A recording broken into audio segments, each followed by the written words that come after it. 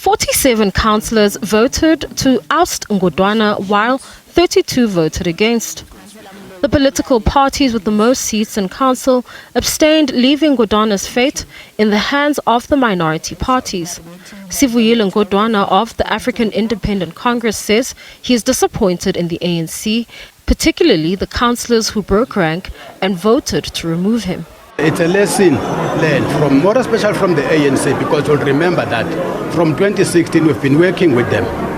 And we didn't, even if we had issues, we discussed those issues behind closed doors. Then we come in Council United, hence we have never said anything about AIC. So we are disappointed, so we'll revisit also those agreements, because we cannot always be honest and honor the agreements, whereas people, they can just turn their backs at any given time. Prior to this, the ANC caucus withdrew its proposed amendment to the Action SA sponsored motion against the mayor, while Action SA rejected the DA's amendment calling for the dissolution of council and for fresh elections to be held. Action SA said it brought the motion due to a collapse in service delivery in Ekurhuleni, and because of alleged mismanagement of municipal funds by former finance MMC Sivuyile Ngodwana of the EFF. The puppet Mayor Ngodwana, as we've called him, is very disastrous. His administration was very disastrous for the residents of Ekurhuleni.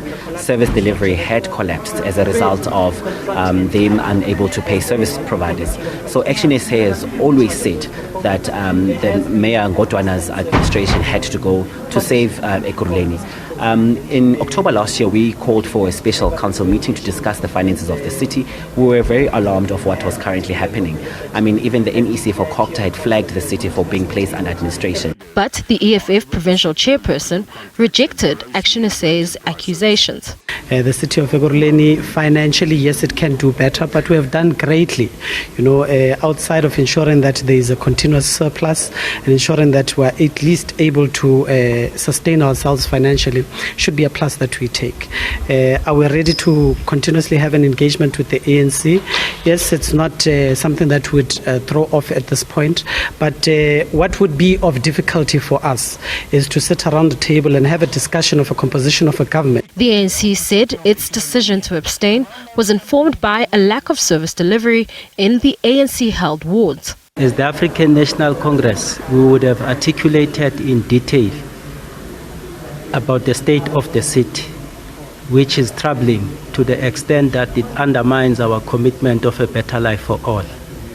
We are a majority party, we repeat that, with 78 ward councillors, and any collapse on service delivery, any collapse on the finances, and any collapse on the good governance practices points back to the African National Congress.